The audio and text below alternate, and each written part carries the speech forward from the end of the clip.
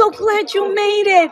And you had quite a year with the revival of your show. Yes, indeed. It was very exciting. I lay back on my analyst couch and told him what's frustrating me. He said the trouble with you is you can't cope. Then he asked me for a $50 fee. I said, don't bother me. I can't cope. Adam, You are so beautiful to me.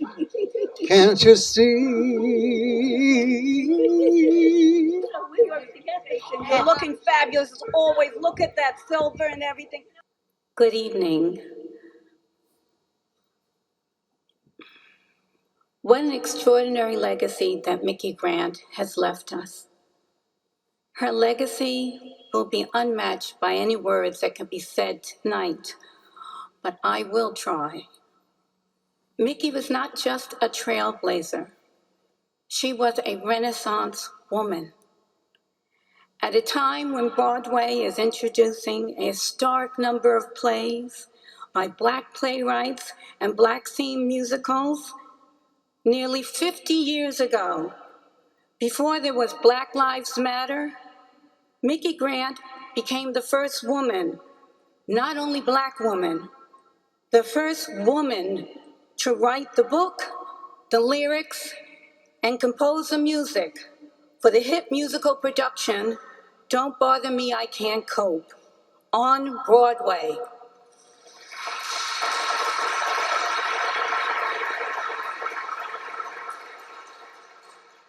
And as Richard Wesley said, if it wasn't for Vinette Carroll, she probably would have directed it too. Micki also became the first woman to win a Grammy for writing the score.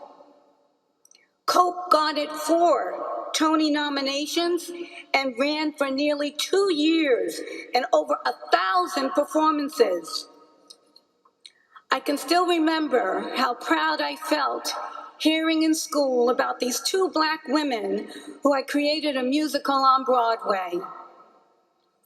In 1999, over 20 years later, I was thrilled to be offered an interview with Micki Grant, who was receiving a Living Legend Award in advance of covering it for the first time at the National Black Theater Festival for the Daily Challenge and my TV show, Inside New York. Upon arrival at the festival, Micki was rushed into a special reception, so I waited patiently outside to congratulate her.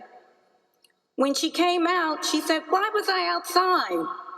And for the first time, I saw her almost scream with indignation, saying, "Don't they know who you are?" She seemed more distressed than I was. This was one of the secrets of Micki's success. She knew who we were. She didn't just talk about Black Lives Matter and the Black press. She was about it. She lived it and expressed it. She honored us with her presence and respect, which was reflected in the authenticity of the richness of her characters and the depth of her stories and songs, enthralling audiences nationwide. It seems fitting that Micki's celebration of life will fall on Indigenous Peoples Day, because Micki was such a lover of people and a strong proponent of people's rights, particularly people of color and women. I saw someone mention on social media seeing Cope as an 8-year-old girl and playing the album so many millions of times they wore out the groves of the record. Micki also shared her excitement about often being told by young people that it was their first experience in theater, and I knew that's what I wanted to do. In 2000, Micki received the Odelko Outstanding Pioneer Award. Every year after that, we catch up at the Odelko Awards, Black theater's biggest night. Micki would always drop a rare piece of theater history for us to close out the show. Every time Cope was revived off Broadway, we discussed the prospects for taking it to Broadway. The last time I spoke with Micki about Cope was during the pandemic. I asked her if she'd like to perform an excerpt on Zoom, which she said yes, but then said she wanted to do a part 2. This is during the pandemic, right? An answer to Cope to update it with all that was happening with Black Lives Matter and the election. For the past 20 years, the one dream Micki always expressed to me was her desire for Cope to be revived on Broadway. In Don't Bother Me, I Can't Cope, Micki Grant had a song, They Keep Coming. This song epitomizes the extraordinary person she was in her unwavering commitment, pride, and courage regarding the excellence and resilience of Black people.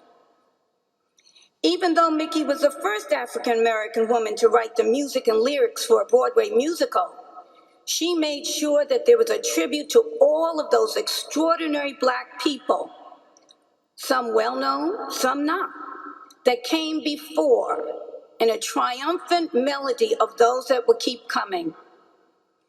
When I saw the heart-stomping, soulful performance of the signature song from LaBelle at the Tony's presentation of this year's Best Musical winner, Moulin Rouge, one could see the cornerstone built by Micki Grant, They Keep Coming. While we can never fully express our gratitude to Micki Grant for her contributions to Broadway, to women, to Black people, we can hope that Broadway today will give her an artistic bow with a revival of Don't Bother Me, I Can't Cope.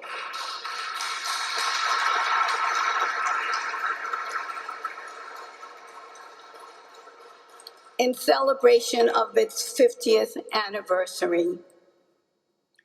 Thank heaven for you, Micki.